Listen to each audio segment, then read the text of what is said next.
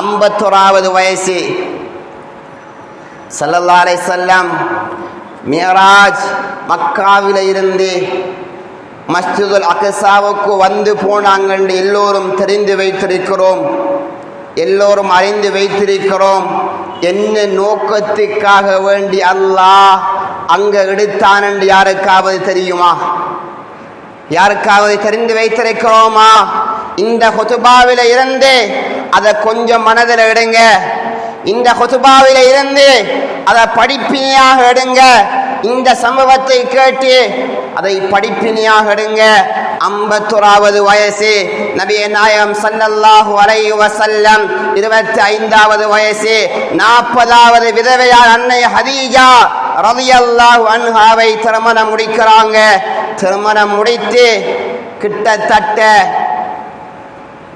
25ல ஸல்லல்லாஹு அலைஹி வஸல்லம் 40வது வயசுல அன்னை ஹதீஜாவை மனம் முடிக்கிறாங்க.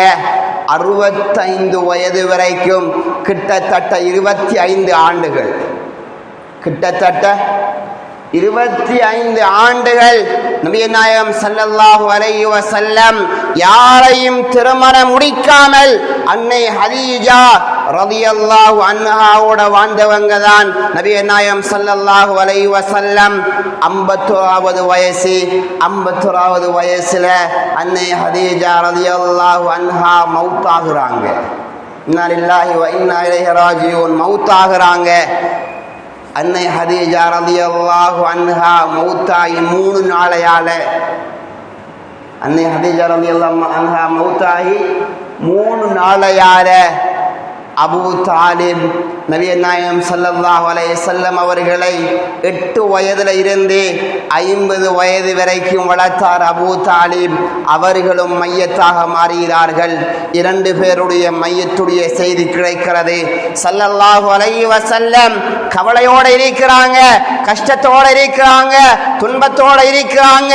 ஸல்லல்லாஹு அலைஹி வஸல்லம் அவர்களுக்கு ஆறுதல் சொல்ல இந்த உலகத்தில் யாருமே கிடையாது. எனக்கு 50 வயசு வைத்துக் கொள்ளுங்களேன், எனக்கு 60 வயசு. 60 வயசுன்னா 50 வயசுக்காரன் வந்தான் ஆறுதல் சொல்ல முடியாது. சொல்ல முடியுமா? 40 வயசு எனக்கு 20 வயசுக்காரன் வந்து கவலைப்படாதீங்க ஆறுதல் கேட்குமா? கேட்க முடியாது. 50வது வயசு ஸல்லல்லாஹு அலைஹி வஸல்லம் அவர்களுக்கு ஆறுதல் சொல்ல இந்த அகிலத்தில் யாருமே கிடையாது.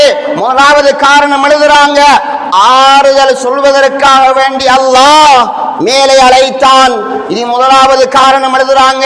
தஃப்சீருல் குர்துபியில் எழுதுவாங்க, தஃப்சீர் பைதாவியில் எழுதுவாங்க, தஃப்சீர் இப்னுல் கதீர்ல எழுதுறாங்க, தஃப்சீர் முனீர்ல எழுதுறாங்க, தஃப்சீர் ஜலாலைன் எழுதுறாங்க. இந்த கருத்து எழுதுறாங்க. முதலாவது கருத்து, கிதாபு பெறட்டுங்க, குர்ஆனுடைய விளக்கத்தை பெறட்டுங்க. முதலாவது கருத்து, அல்லாஹ் ஆறுதல் சொல்வதற்காக வேண்டி 7 வானங்களுக்கு மேலால் அழைத்தான். 2வது காரணம் எழுதுறாங்க, இந்த உலகத்தில 4 வகையான படைப்புகள் இருக்கிறது. நாரி, மாயே, தீனி. 4 வகையான படைப்பு இருக்கிறது. நெருப்பால படைக்கப்பட்ட படைப்பு, மண்ணால படைக்கப்பட்ட படைப்பு, நூறால படைக்கப்பட்ட படைப்பு, தண்ணியால படைக்கப்பட்ட படைப்பு. எத்தனை படைப்பு இருக்கு உலகத்தில்? 4 வகையான படைப்புகள் இருக்கிறது. நெருப்பால படைக்கப்பட்டவை, தண்ணியால படைக்கப்பட்டவை, நூறால் படைக்கப்பட்டவை, மண்ணால் படைக்கப்பட்டவை. இந்த 4 படைப்புடைய ஆரம்பம் 7 வானங்களுக்கு மேலால் இருக்கிறது. அல்லாஹ் அழைத்து வர சொன்னான். 2வது காரணம் எழுதுறாங்க. 3வது காரணம் எழுதுறாங்க, சொர்க்கத்தை நரகத்தை பார்க்க வேண்டும். சொர்க்கத்தை நரகத்தை பார்க்க வேண்டும் என்பதற்காக வேண்டி அல்லாஹ் அழைத்து வர சொன்னான்.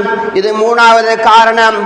4வது காரணத்தை எழுதுறாங்க, ஏன் அல்லாஹ் நபி ஸல்லல்லாஹு அலைஹி வஸல்லம் அவர்களை 7 வானங்களுக்கு மேலால் அழைக்க வேண்டும்? 4வது காரணம்தான் இந்த தொழுகையை கொடுப்பதற்காக வேண்டும். 4வது காரணம்தான் இந்த